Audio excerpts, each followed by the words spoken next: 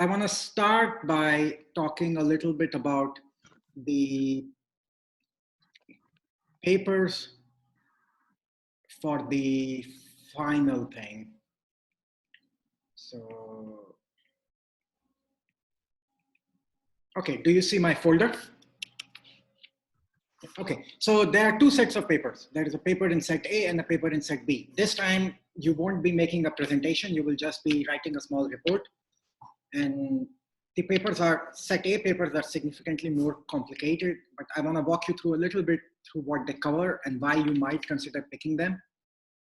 So let's go through this first one, the Chandler-Byrne Journal of Chemical Physics. So this paper was co-authored by David Chandler, who is the author of your book, and Bruce Byrne, who was my postdoc advisor at Columbia. And this is an interesting paper because it talks about chemical kinetics. It really goes into details of what does a rate constant mean in chemistry. This is some part of the material that we have not covered in this class. Chandler talks about it later on, but this is what it talks about. And so if you have any interest in kinetics, you might like this a lot. It talks about transition state theory and what does that rate constant mean and how do things change. And it goes into a lot of math and talks about it in detail. There are some nice transformations here. So this is an old paper, but a really, really good paper. So that's one paper. The other one is, the next one is also by David Chandler. This is a classic paper. So I don't know, I should pause recording for the next, let's resume recording. I never said anything bad. So now let's go to this one, Kirkwood's paper. It's even older. This is 1935. Kirkwood was the PhD advisor of Zwanzig. And this paper really introduced many of the ideas that we covered in this class, you know, this reduced distribution function and things like that. It's a classic paper. It's old, it's 1935. I mean, pretty sure none of us were alive, well, pretty sure none of our parents were alive back then. So it's a really old paper and it's quite classic. This one is again by Bruce Byrne, my postdoc advisor, and some other people. This is one of the first Monte Carlo simulations of hydrophobic interactions. So I didn't want to give very complicated simulation papers because the force field becomes complicated, this and that. These papers they used a computer for the part which simply they could not do by pen and paper. Apart from that, these are really simple papers and the equations are very clearly written.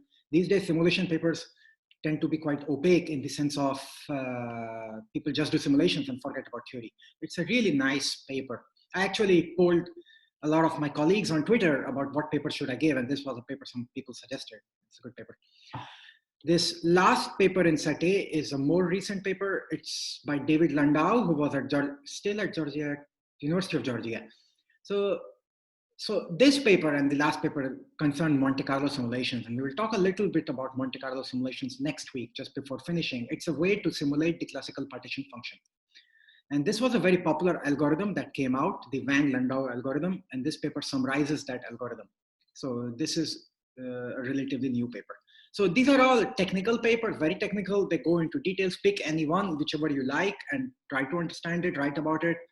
If there are things that you don't understand, mention it in your report so that when, after the semester finishes, we can talk about it. I mean, I hope your StatMech journey does not stop just with this semester, and we can discuss it after the semester is over. In set B, there are sort of more fun papers, I would call them. This one is, the first one is by Dan Frankel, who is a very, very smart guy. He has a very nice book on simulations. This paper is very intriguing. It's called Order Through Entropy. So this is in Nature Materials, and he has also published a lot of paper in Science and Nature. Essentially, it talks about that if you have how ordered, when we think of increased, we correlate entropy with disorder, right? We think about high entropy means high disorder. It might not always be the case. You have to think carefully. So it gives the example of these rods, and it increases the dimension of the rod in a certain, along the y-axis, and sees what happens to them, how the high entropy state actually looks more ordered. This goes back to something done by Onsager. It is called nematic transformation, and it's a comment in that spirit. And as you can see, it also relates to things such as schematic of self-assembly of DNA bricks. So it's not just a model system, it has implications on many, many things. So this is an easy paper. The next one is relatively easy. It's, some of you might know Kittle's book on solid state physics and thermal physics. He writes very good textbooks. So this is a paper that he wrote in American Journal of Physics, which is a paper for journal for mostly educating things. It's related to the problem. The Slater model of KDP is the problem that you have in the homework 5. So that's why I put it in this set, because it's very similar to something you have done in this last homework. It's a beautiful problem. So this problem, actually, sometimes I have something very similar I have given in the final exam. And it also shows up in chemical physics qualifying exams. So those of you who are taking calls might want to go through this anyway. It's a useful problem as to how to set up a very practical thing in a model, as per a model system, and try to see what happens. The last one is completely unrelated to what we have, what you might think statistical mechanics could be useful for. I actually emailed this author. He runs a hedge fund. He made a big fortune in the last 3 months, even though the stock market crashed, because he's apparently a smart guy and he was betting on the stock market crashing. So that got me interested in his work anyway. He also happens to be a PhD in theoretical physics from Harvard before he got into finance and things like that. And in this paper, which is published in Journal of Investment Management, he talks about phase transitions in the stock market. So I thought this was a very interesting diagram where instead of the water phase diagram, you think of a stock market or a financial market phase diagram where you have temperature, which is like leverage, and on the y-axis you have risk aversion, which is equivalent of pressure, and it talks about how at certain critical points things can go funky. And we will be talking about critical points a bit more in today's class. So you will be picking one paper from this set B, for which you write a shorter report, and one paper from set A, for which you write a longer report. There won't be any presentations, and you have a lot of time to work on this. So any questions about this?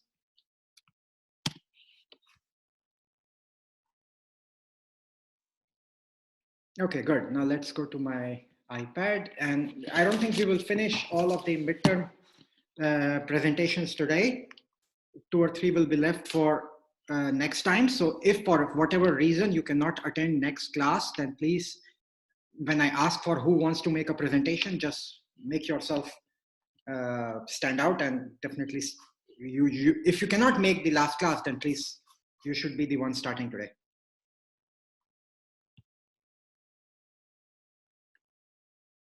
Okay, so.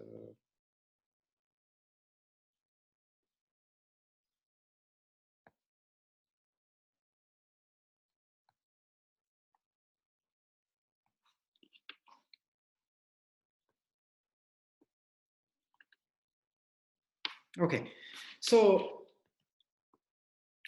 we will be, do you see my iPad? No, I don't. Okay. Yep. Now I see it. Now you see it? Okay, let's start again anyway.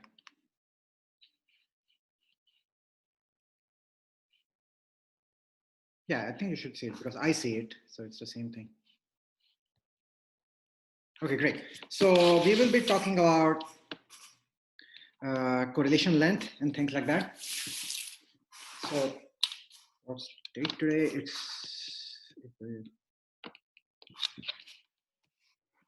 So one of the things we introduced last time was this notion of pair correlation between spins. So pair correlation, and we could think about more complicated correlations such as triplet correlations and things like that, but we are just going to think about pair correlations.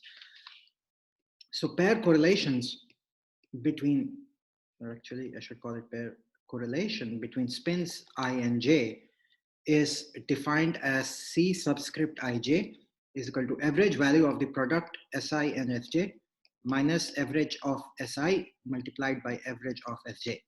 So, and as you can see, if I and j are uncorrelated, then Cij will be 0. Then spin at site I is uncorrelated with spin at site j. Otherwise, it will be non-zero. And the claim that I made, which you will be deriving in the homework, and you can see intuitively why it's true, that if you go and sum up for any given I, if you sum up this thing, then this is approximately the number of spins in a probabilistic sense. So that's your hint. This is the number of spins correlated with spin I. So you can see why this might be true, because if they are not correlated, then Cij is equal to 0. Cij is equal to 0 if and only if Ij are not correlated. So if I is not correlated with any spin at all, then summation j is equal to 2 to n Cij would simply be summation 0 is equal to 0, right? The number of spins correlated with spin I will be 0 for construction. But in general, it's a bit trivial and you have to think about probabilities. So then we introduced susceptibility. We introduced susceptibility chi, which is defined as a function of temperature and the magnetic field and the external magnetic field, as how much does the average magnetization change in response to the applied magnetic field. So a system has very high susceptibility when, as soon as you turn on the magnetic field H slightly, M starts to increase very much. Then you can say that the system has a very high susceptibility to change.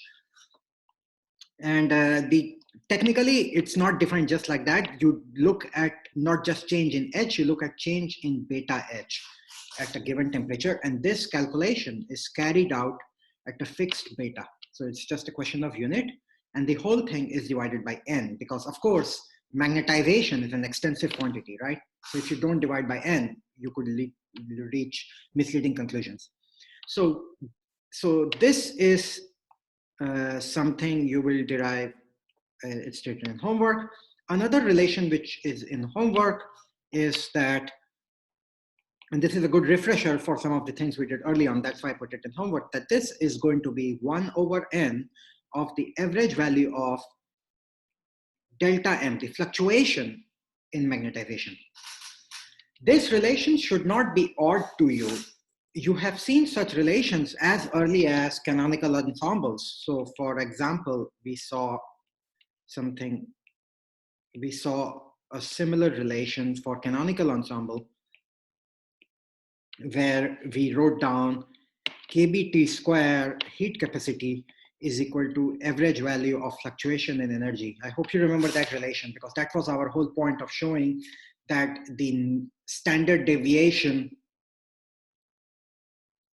in fluctuations goes to 0 relative to the mean size of the energy, right? This is how we did it. And what was CV here? CV was partial E by partial T at constant NV. So there we showed that kBt square, this is equal to delta, right? So this is in the same spirit. You can see how it's exactly, it's very, very similar. So susceptibility is related to fluctuations in magnetization. So what is delta M? Delta M is M minus the average value of M, right? So we can now calculate this. What is M? M is mu over I is equal to 1 to n SI. And what is average value of M? Mu is a constant, so we don't care about that. That is I is equal to 1 to n average value of SI. So this thing becomes mu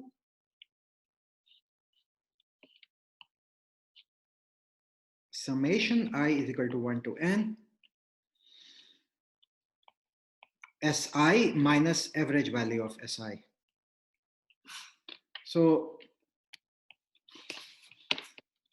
I will write it down again here. So delta M is mu I is equal to 1 to n SI minus average value of SI. So what we need for chi is 1 over n average value of delta M squared.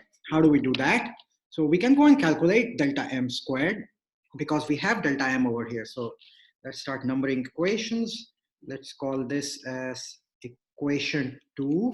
Let's call this as equation 1. And let's call this as equation 3. So use equation 3 here. So what do we get? We get 1 by n average value of this thing squared. So of this thing squared. So when we take it square, mu square can come out. So we can write it over here, mu square by n. And average value of summation.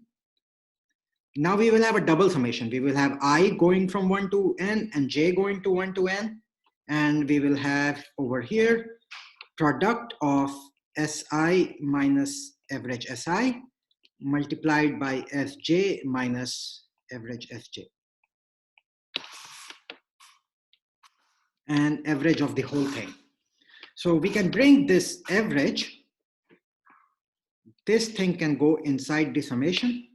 So once we do that, it becomes mu square over n summation ij from 1 to n average of all of this. So all of this can now, let's multiply out the two brackets. What's that going to be? Si multiplied by Fj minus average Si multiplied by Fj minus Si multiplied by average Fj minus average Si multiplied by average Fj, and the average of all of this. So it looks a bit messy, but it's actually not that bad, because first of all,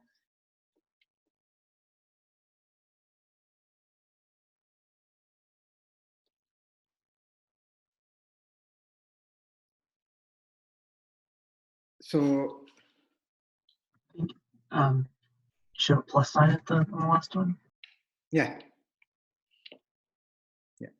So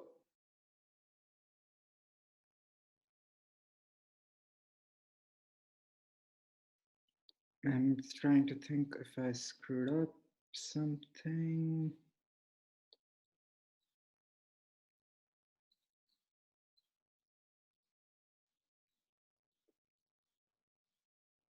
Well, give me a moment. I'm confused by something myself. So this will be, let's proceed. So mu square by n summation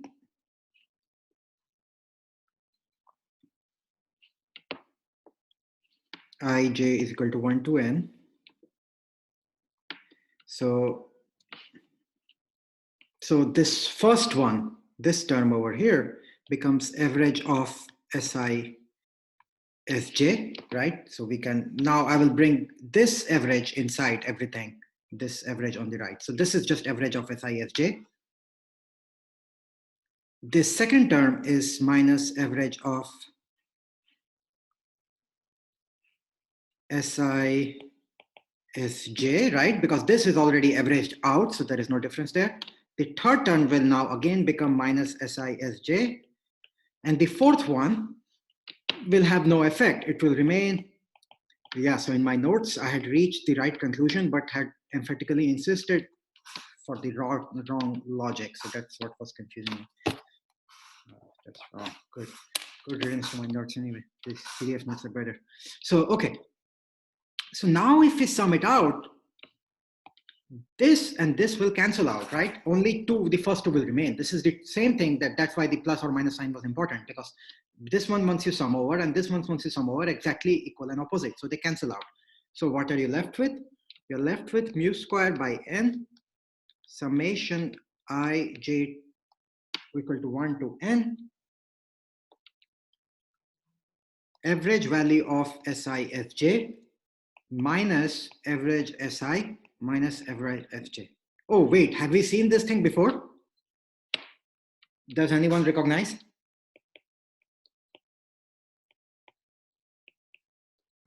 That's the Cij. That's Cij. So what we have just shown is that chi is equal to, the susceptibility is equal to mu square by n summing over Cij for all possible pairs. Let's do one more approximation and let's use equivalence of all lattice sites. This is not the same as doing mean field. This is not the same. I'm not saying mean field would have been very simple. What would mean field would be? What would be the value of Cij in mean field? 0. 0. So that's the most important thing. So we are not saying that it's mean field per description, because in mean field, Cij itself would be 0. So let's make it very, very clear here that this is mean field, that Cij is equal to 0 in mean field. So we are not doing that over here. What we are saying is all lattice sites are equivalent. They could be correlated with each other, but in the end they are equivalent. So it's a subtle point, but what that does is to allow us to write it down as, instead of summing over all I and j, we can sum over only one of them. We can set I is equal to 1. Let's call it C1j. And then for that one, we sum for j is equal to 1 to n and just multiply it by n. So here we have used the equivalence of all lattice sites. So then this becomes mu square summation j is equal to 1 to n C1j. And there is nothing special about C1j. It could have been C2j, C3j. So you can see it's almost as if you are doing some sort of mean field in the space of correlations. You are saying that spins themselves are different, but the pair correlations are the same. So it's a second order mean field, another way of looking at it. This is Luke. I have a quick question about in saying that like the average for spin I and spin j is treating those as we could do. Is that something you have to like adjust if you're thinking if there is some like edge of like if you like sort of some edge of the Ising model where there's less neighbors for a particular point in the corner? Yeah, sure. But we are, first of all, we are doing thermodynamic limit almost everywhere. So n tends to infinity. So I wouldn't care about the edge. And secondly, in practice, this is implemented through periodic boundary condition. So it's not a flat earth. It's the surface of the earth. You go to there is no boundary, it never fall off. Okay, good. So this leads us to a very interesting relation. What we just showed here is that therefore susceptibility chi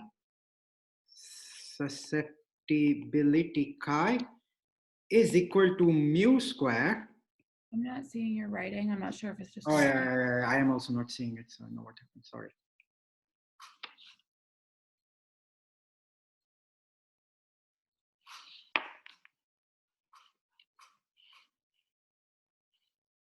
Okay, I can see.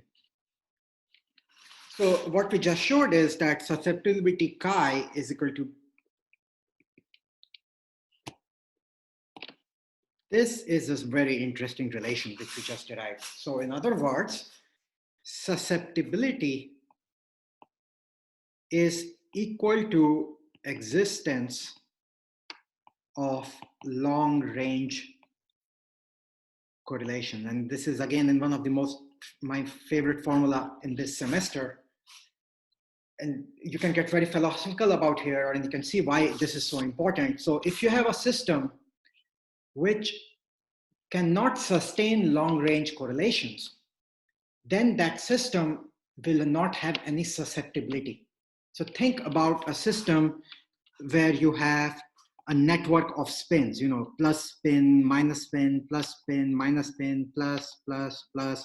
Let's say it's all random. So when it's random, it means m is equal to 0.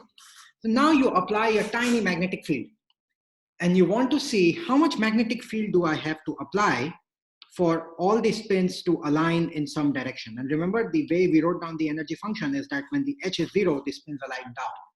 So what susceptibility is capturing is how strong does this h have to be in order for you to get a non-zero magnetic field. And what we just showed here is that if the system cannot sustain long-range correlations, the magnetic field that you will have to apply will blow up. The susceptibility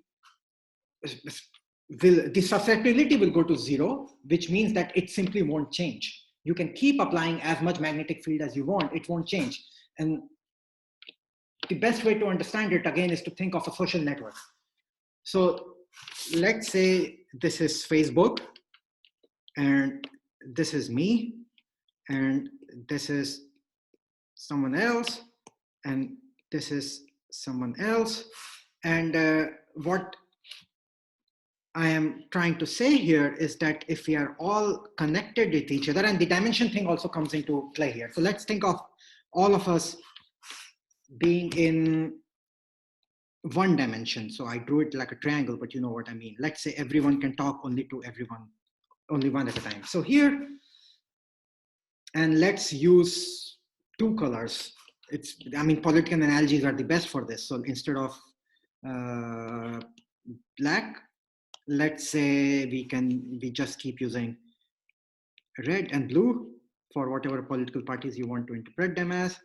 So we have a network like this. The chain doesn't matter. The chain can be black. The link can be black. I'm all showing that everything is only talking to one. So now you apply an advertising campaign, and the advertising campaign is represented by this big magnetic field. Okay. And the advertising campaign forces everything to align itself in that direction. So what we just said here, that in our network, if the network can sustain long range correlations, then even for small h, even for a small applied field, which is very, very tiny, it is possible to kind of flip all the voters from Republican to Democrat, right? You can see why it makes sense, because everyone is talking to each other. You can sustain long range correlations and everything can flip. But now if you imagine a system where long range correlations cannot be sustained, then you will have to apply a stronger and stronger and stronger field, because you won't be able to flip everything. The net magnetization won't change just because you applied a small field. So that's why I like this equation quite a lot, that chi, I will write it down again, chi is equal to mu squared, j is equal to 1, n C1j. So in order for you to have susceptibility to external magnetic field, you should have the presence of long range correlations. And you can think of it from the other side also. If network of spins or whatever cannot sustain long range correlations, then even for large h, m will not be more than 0. This won't happen, because you will have to apply so much magnetic field. It will be a very, very large value. So let's look at it more carefully. So this is, I think, quite a profound statement that we get out of all of this. And so that's one thing which I like a lot. The other thing that we are going to look at now is that for large n, as that is in the thermodynamic limit, which we are always interested in, as long range correlations show up, susceptibility diverges. This is also very interesting. And you can kind of see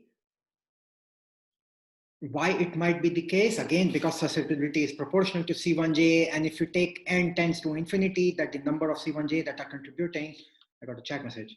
What's this? Is this like saying that J is very large, so the contribution from H to the energy is negligible with respect to that from, it's not just that, it's more than that. It's about things, it's not just about the competition between J and H. It could happen with small j, large j also. It's a bit more than that. It's about really correlations. So let's look at this one. So for large n, as long range correlations show up, this susceptibility diverges. So let's try to understand this statement. So one way to think of it is that as n tends to infinity, this summation over here that you have will become bigger and bigger. More terms are contributing, right? And each of them is contributing C1j, which is non-zero. So the thing will blow up. So yeah, I mean, so the question you asked, Sai just asked me about this, it will become clear as we work through this example. It's quite nice. So let's try to understand this carefully, and we are going to understand it in two regimes. We are first going to understand what does this mean in the regime when the temperature is less than the critical temperature, actually much smaller than the critical temperature. And the second regime we will think about is when the temperature is almost, it's still smaller, but a bit almost close to the critical temperature. And in these two, we will try to see what is the physics or actually physics, and you will get some intuition into what's going on. So what does it mean for the susceptibility to diverge at a temperature much smaller than the critical temperature? Let's just first look at that one. So what's my page number? It's page number 3.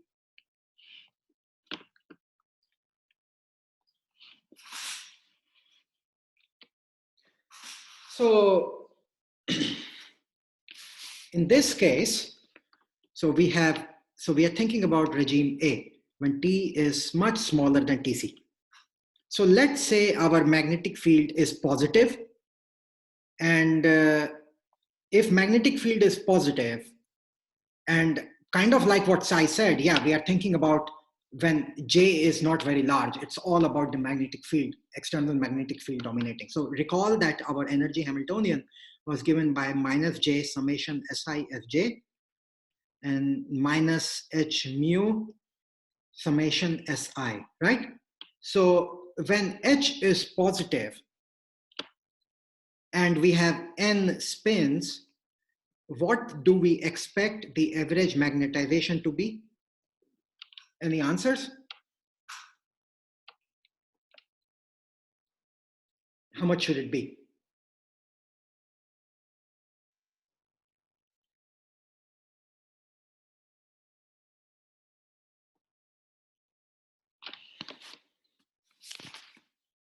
No guesses? Look at the formula. This is summation mu over Si, right? And all Si are going to now align themselves in the H is positive, right? So in order to minimize the energy, what sign should Si take, positive or negative? Someone answered in the chat, and yeah, but we have to take mu also into account. So this will be N mu, right? If H is positive, everything will align in that direction. So because we put a minus sign here, if you put a plus sign here, it would be opposite, but it really doesn't change the physics. Similarly, if H was negative, then the magnetic field would be minus N mu. So now you can think of, you can try to draw a plot where on the x-axis you have the value of beta H, and on the y-axis you have the value of M.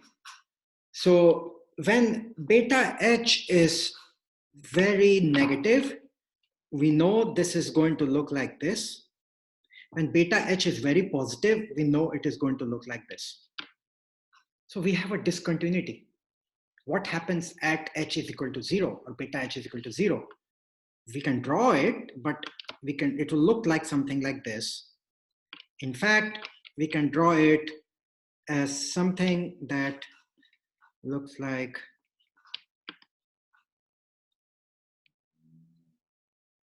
this, right? So at very negative, as the beta H goes to minus infinity, this thing should become minus N mu, and as it goes to plus infinity, it should become plus N mu. So this gap is plus 2N mu, and you can clearly see that what this tells us. So if we want to talk about the susceptibility, what is susceptibility? Susceptibility is looking at the average value of the magnetization with respect to beta H. So the susceptibility is it's exactly looking at this height, 2N mu divided by this width, right?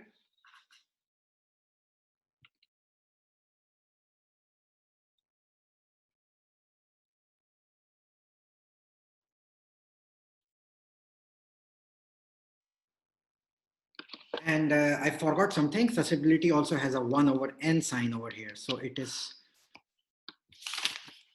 1 over N average magnetization by average beta H. So here we see that, you can already intuitively see what's going on. Intuitively, you will get a divergence because the slope changes completely, right? You have a discontinuity here, and that's what leads to the diverging susceptibility. So this thing will be given by the average magnetization, which is N mu, and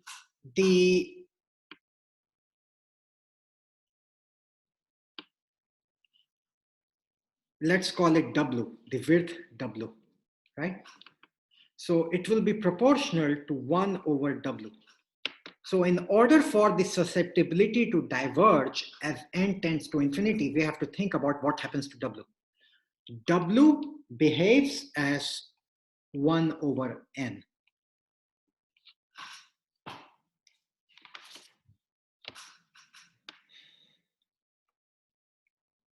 This is something I would like you to think about. I'm not proving it exactly. I would like you to think about it, and we will revisit this in next class if you haven't figured it out.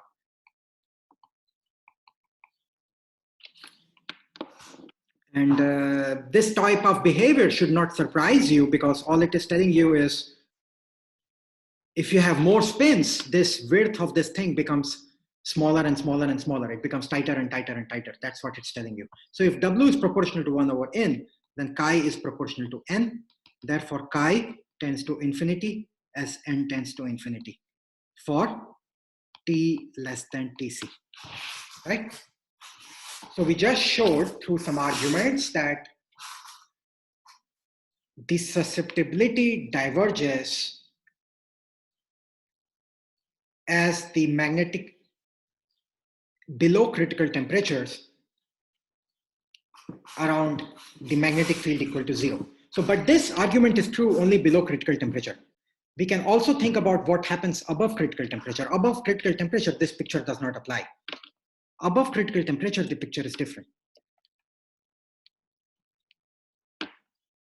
So regime B, sorry, I'm sorry, not above critical temperature, just below critical temperature. So this one was much smaller than critical temperature, but now we are talking about at or near. Above critical temperature, we know there is no magnetization, so nothing remains. At or near Tc. So before you get worried about the width of W, this and that, we can just think of it from a purely physical perspective. What we have shown here, and I mean, forget about all the math. What we have shown here is that below the critical temperature, if you have the tiniest of magnetic fields, very, very tiny magnetic field would still force the system to align along the magnetic field. If it's negative, the magnetization will be negative. If it's positive, the magnetization will be positive, right? So you kind of see there is a discontinuity. You are approaching 0 from the negative side and you are going to be negative, and you are approaching 0 from the positive side and you are going to be positive. So clearly there is a discontinuity that happens at 0. And this discontinuity is the slope diverging, right? You have the change between here and here is very fast. That's the idea here. And that's why the susceptibility diverges. This is not true close to the critical temperature. Close to the critical temperature, we have to go back to the plot that we drew for A tilde, the potential of mean force in magnetization.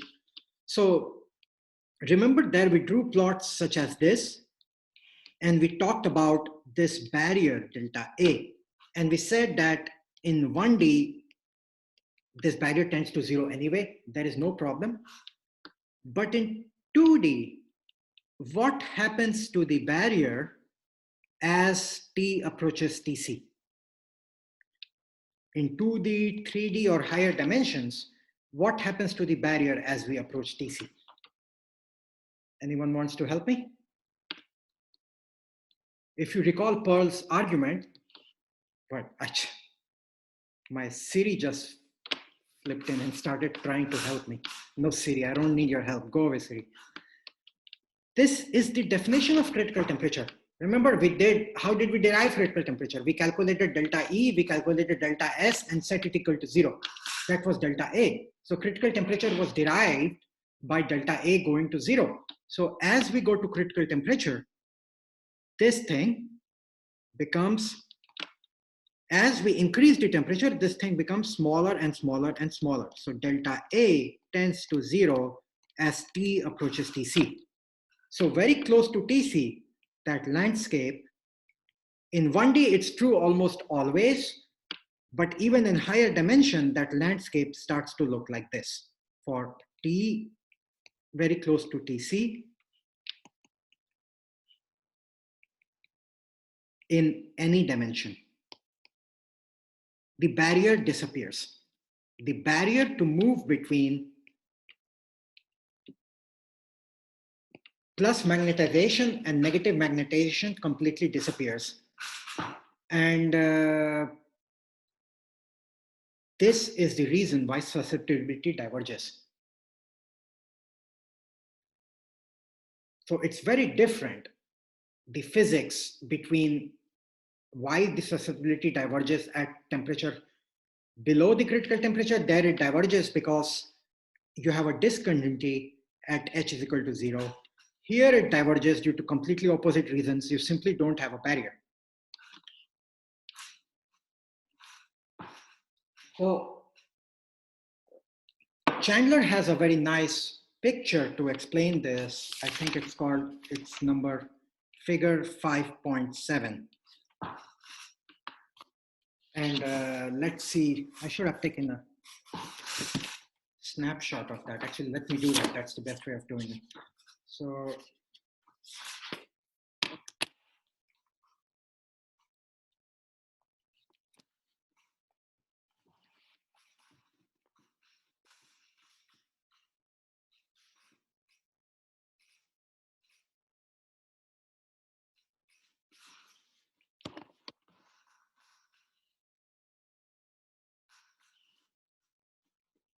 I think my screen sharing now disappeared, so I'll have to do that again. Instead of me trying to draw it, I'll just go through Chandler's.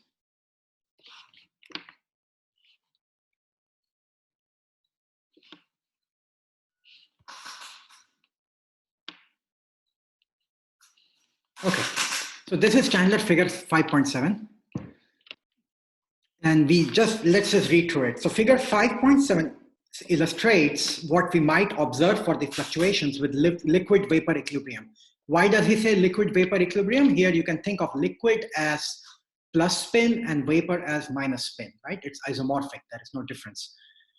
Pictures A and B are two situations with the temperature well below its critical value and no gravitational field. So here the equivalence of magnetic field is the gravitational field. Picture C also has T less than Tc, but a gravitational field is applied. Picture D imagines the fluid near its critical point. So let's go through A. You have no gravitational field. You are doing an experiment in space. So what does it mean? The liquid will just, and you have a container, right? So you have a container where the gray area, the dark area is a bunch of liquid. Somehow you made a liquid droplet. It will just move through the container without any problem, right? So here, our observation volume is that little circle that you see. The arrow thing that is marked. So, and what he says is that as soon as you apply an external magnetic field, in this case, a gravitational field, you commit to a certain phase happening in that circle area. So in this circle, if your gravitational field is acting downwards, immediately you will find that the circle is occupied by liquid. Now you can imagine if the container was upside down or gravitational field was acting in the other direction, whatever that means, then the circle would immediately it will immediately be occupied by vapor. And the thing about below critical temperature is that you won't need a high gravitational field. This is the most important point. Below critical temperature, this H over here doesn't have to be large. For any value of H, any value of gravitational field, you would have this thing happening. However, D is the most interesting one. D, when you see, so first of all, think about A, B, and C. It looks like you have a well-defined magnetic field happening at a certain point. In D also, it looks like, or the system, there is some presence of long-range correlation, right? In A, B, and C, if you were in the gray area, you could say over long distances, what if there is a liquid or a gas, depending on what you know about something else. In D, it's something else. In D, you have almost like a fractal nature. This, what it really trying to show is that since the barrier has disappeared for moving between plus and minus, you could very well be in both. And in D, even if you applied an external gravitational field or a magnetic field, you will not get suddenly liquid forming in the bottom of the box. It will still stay this way. And that's what makes it very funky. And typically, this corresponds to a self-similar nature. So this drawing that you see over here would look very similar, even if you zoomed in as much as I can and you try to see what's going on, it would still look similar. So this type of self-similar behavior happens very close to critical temperature. And indeed, this will be the starting point of the renormalization group theory, which we will do in next class. We don't really have time to go into much detail in that topic, but we will survey as to what really goes on. So I will come back to my iPad, or actually let's go to video now. So and we can talk about this and then we will move to the presentation. So any question about this? I know it's a bit funky, all of this, but you should go and read. Chandler's book talks about it in detail. It's in chapter 5, section 5.3. So go through it. And the point, so what did we do today? What we said is basically that long range correlations are correlated, are the same as susceptibility. And susceptibility can diverge when you have long range correlations. But the reason why it diverges is different depending on whether you are very far from the critical temperature. If you are very far from the critical temperature, any amount of external magnetic field is enough to force you to commit to one state. And that's why it diverges. But if you're close to the critical temperature, that is no longer true. And it diverges because it's just long range correlated, and it's really long range correlated. Okay, so any questions about this? Okay, so let's start with our presentations. Who wants to go first? I can go. Okay, is that Emily? Yep, it's me. Okay. So do you see my folder? I do. Okay, great. So we will do just like, no, this is not final.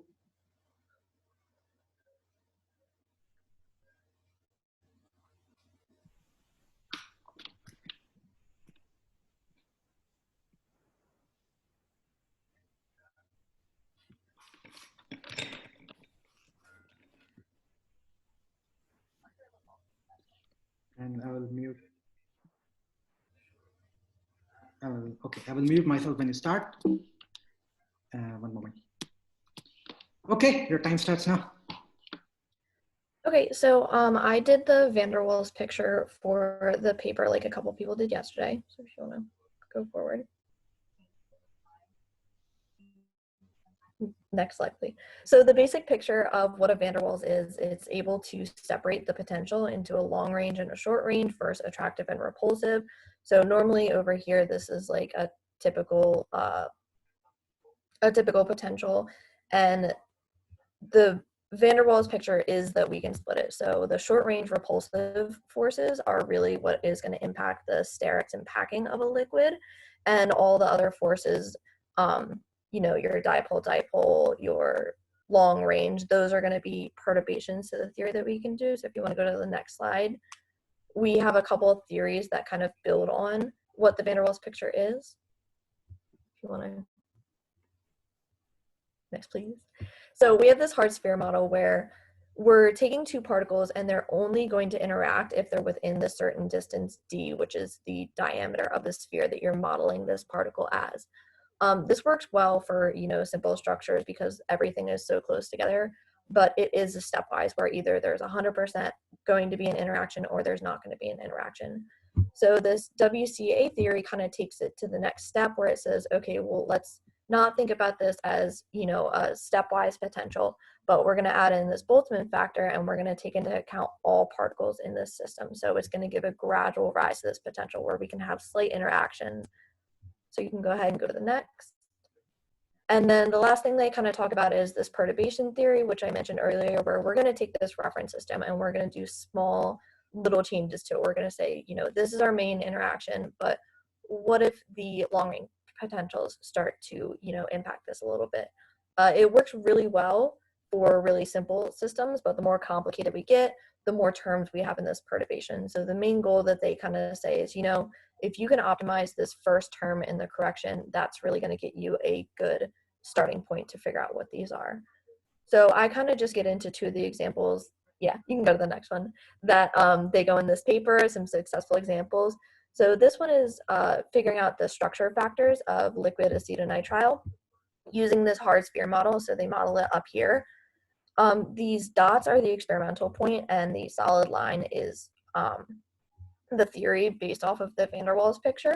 And as we can see, I think it does better in smaller K values or, you know, really large K values. In the middle, we kind of get a mist here, but it's a very simple model and it gets the idea. We have an X-ray diffraction and then we have neutron diffraction. It does well over both of those. And then the next example, which is just the last one that I wanted to mention, is, you know, freezing at melting points, because we are talking about these phase transitions, where they kind of say that, you know, these repulsive forces are dominant in packing in liquids, so why shouldn't they be in any other state of higher densities like solids? So this solid line is the Leonard-Jones potential, which is a reference, kind of a hard sphere potential that we can separate into our repulsive and attractive forces. And then this dashed line is the repulsive force solid, which is, you know, our actual thing. I think it does pretty good agreement solely based for the fact that they're peaking around the same R values.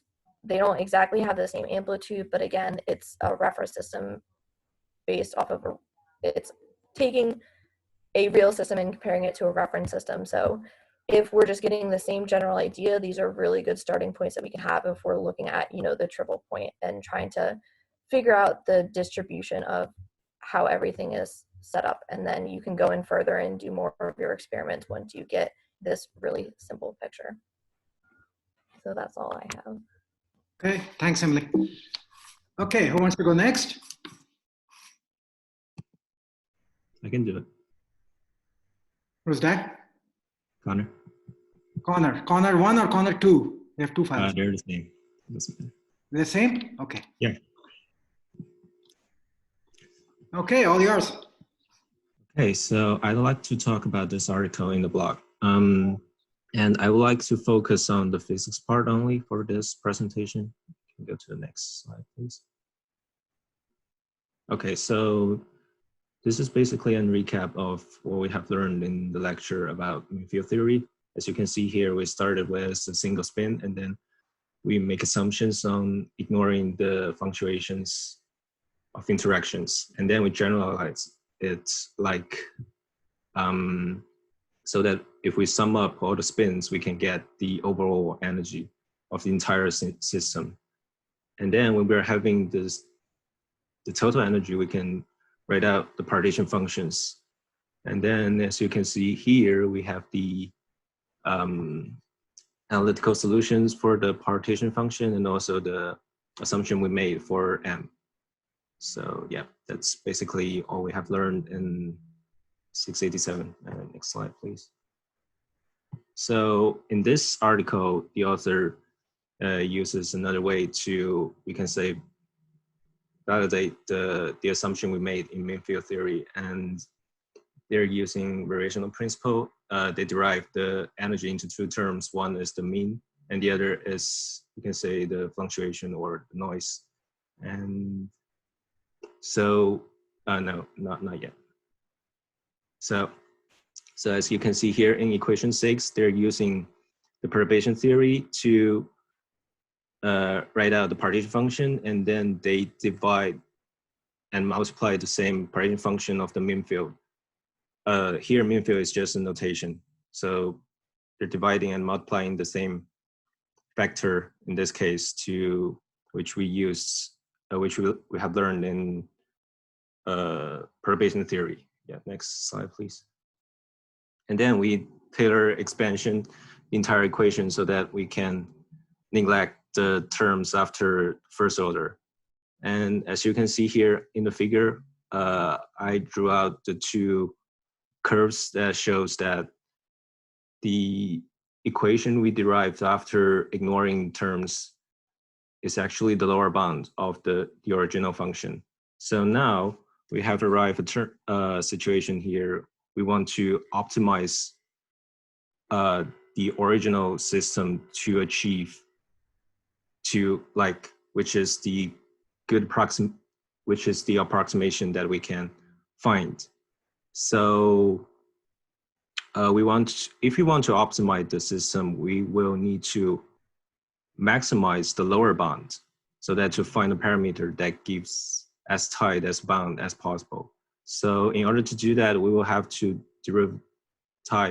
differentiate the entire the lower bound. So next slide, please.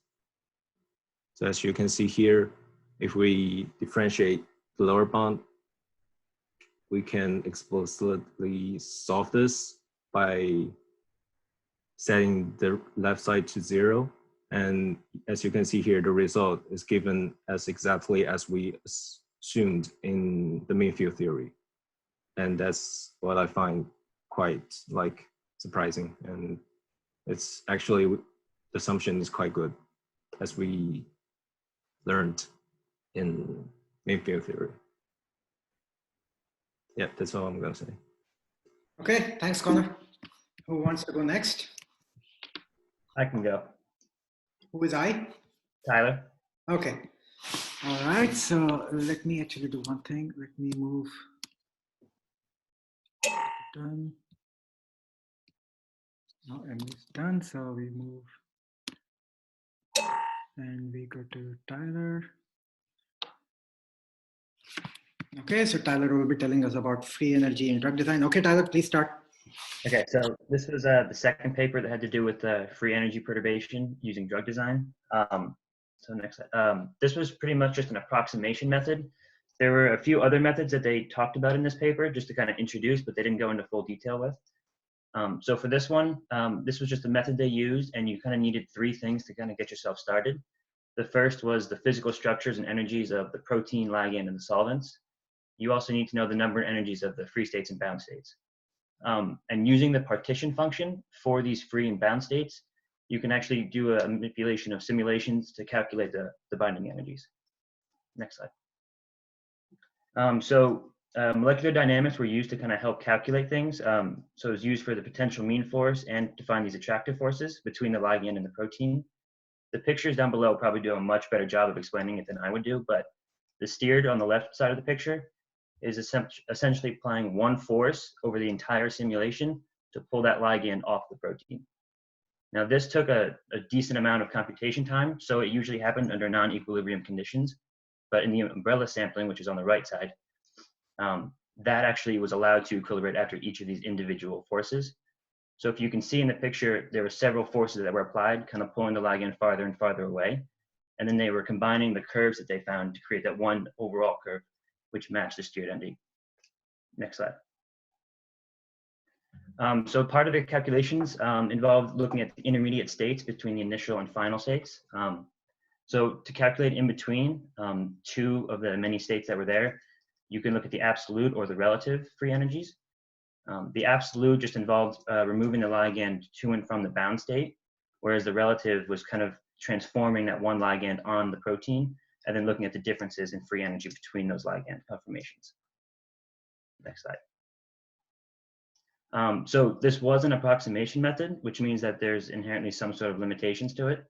Some of the errors that kind of come about, one was from undersampling, which can cause hysteresis, which was when the individual free energy calculations aren't really converging towards that overall calculated energy.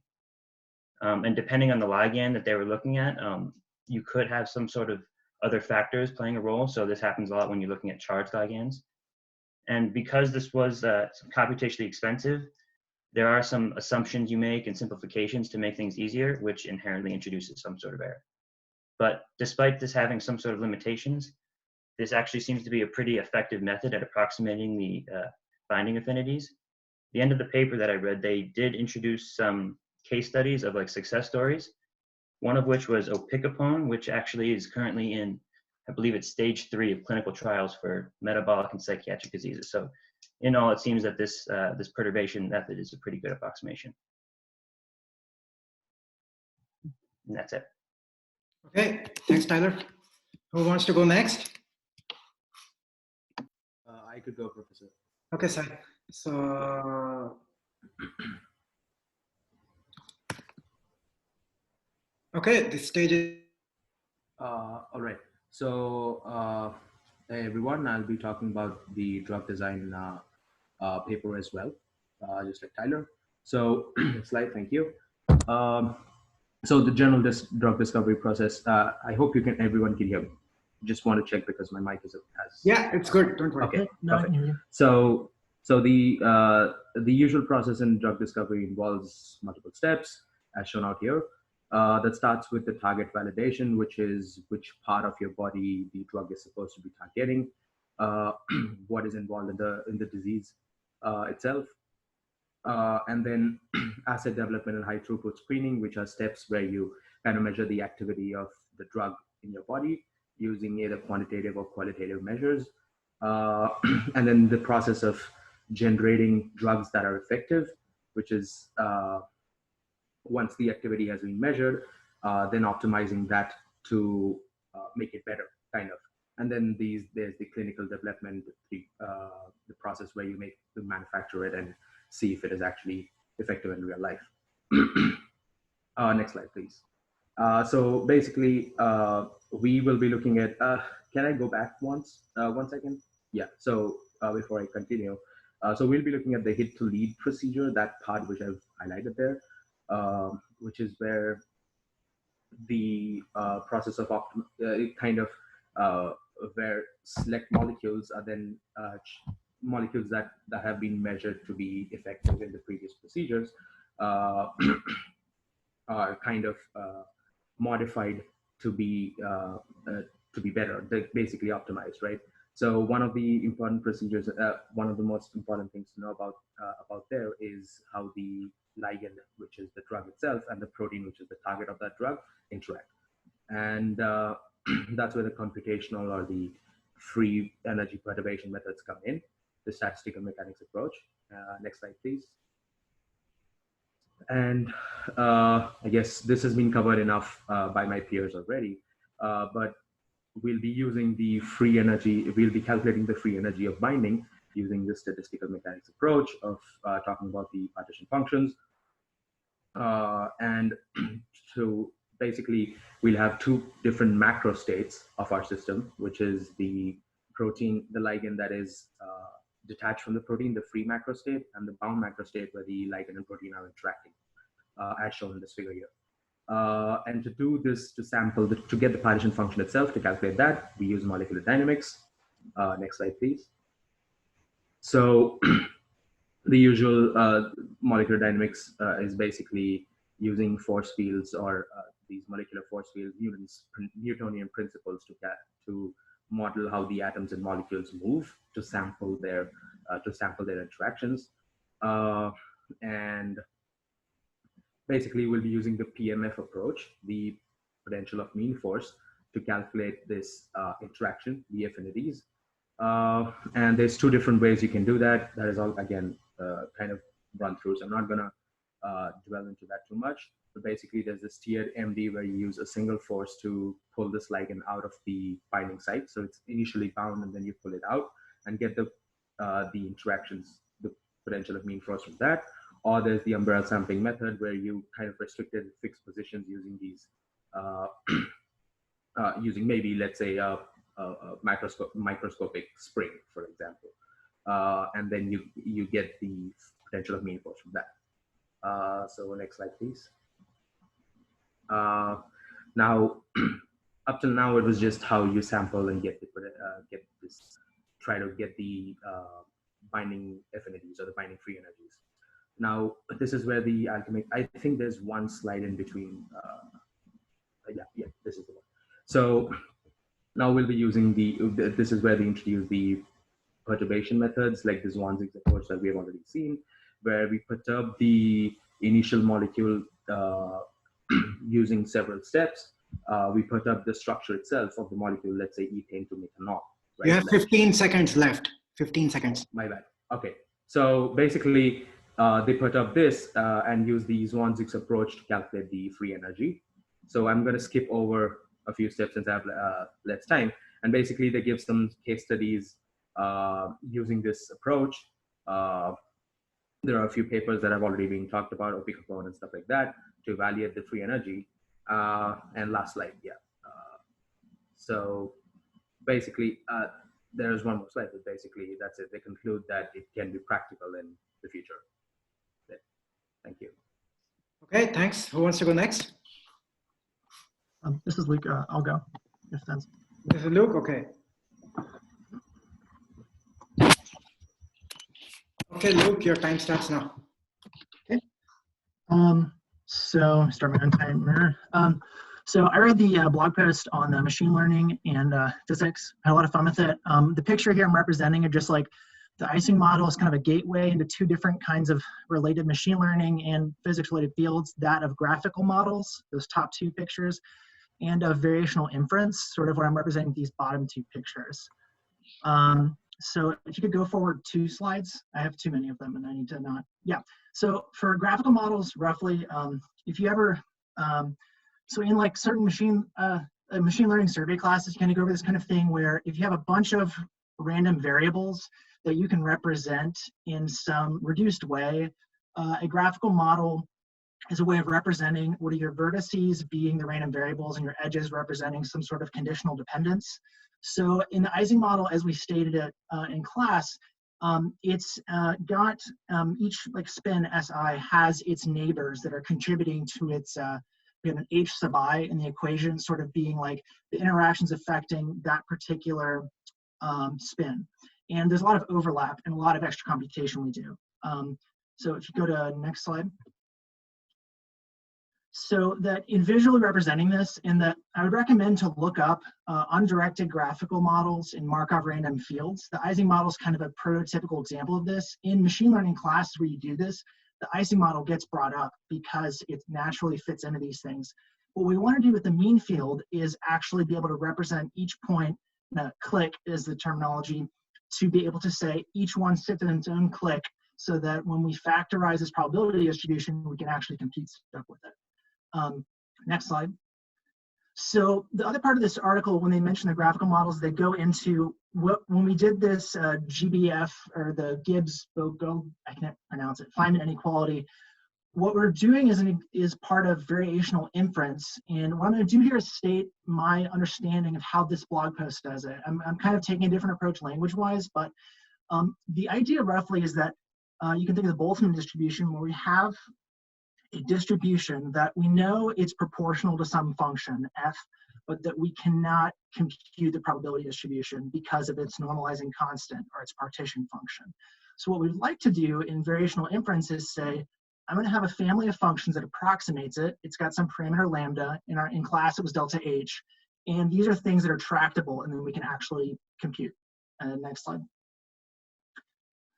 So what we did in class with the Ising model is we said, okay, we have this energy function that we can't separate into each individual spin.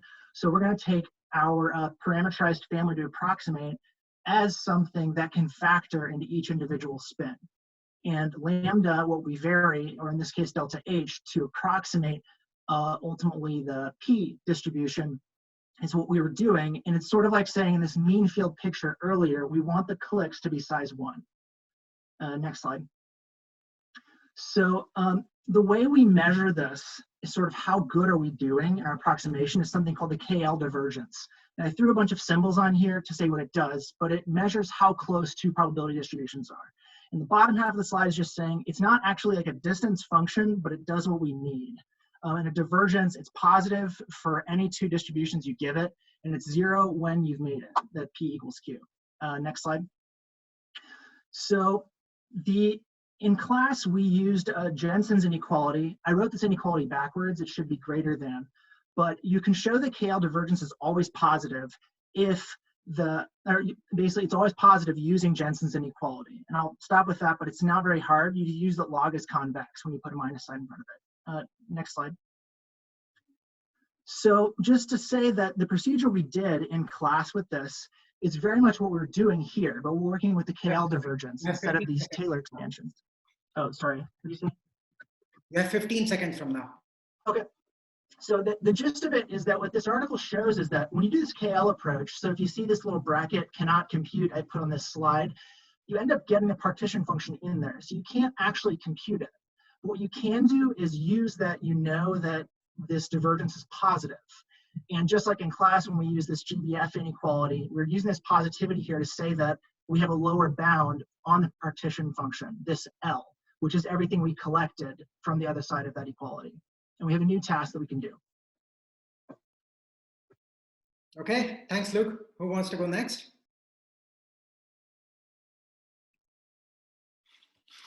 I can go. Okay, is that Turash? Yeah. Okay. Okay, your time starts now. Okay, I will be talking about the second paper, which is from the free energy perturbation method in medicinal chemistry and drug design. Next slide. Okay, in a small scale molecular drug discovery, it's like the traditional way is to like you create lots of like numbers of individual compound and check how tightly the ligand bound to the protein and other things. So you will get an idea how well the drug will perform, but it will take lots of like your resource and your time. So if you have some kind of idea how you can guide the researcher to synthesize and experiment, it will be a good thing to do. So we will use free energy perturbation method. Like this method can help to like predict and give us some idea prior to synthesize. Okay, slide. So how we will do this? So in ligand binding, you actually like calculate the free energy difference between two microstate. One in the ligand is in free in the solution, and the another one is bound to the protein. And if you can get the partition function and use this equation, you can get the free energy difference between these two microstate, and this will give you have how tightly the ligand bound to the protein. Okay, so to calculate this we can use like molecular dynamics calculation. So in molecular dynamics, with the help of like force field parameter and using Newton's like classical equations, we can get the different energy configuration, and we can get out the free energy from the simulation result. And to get and sampling our result, we can use star MD or umbrella sampling method to get free energy from MD simulation. Okay, slide.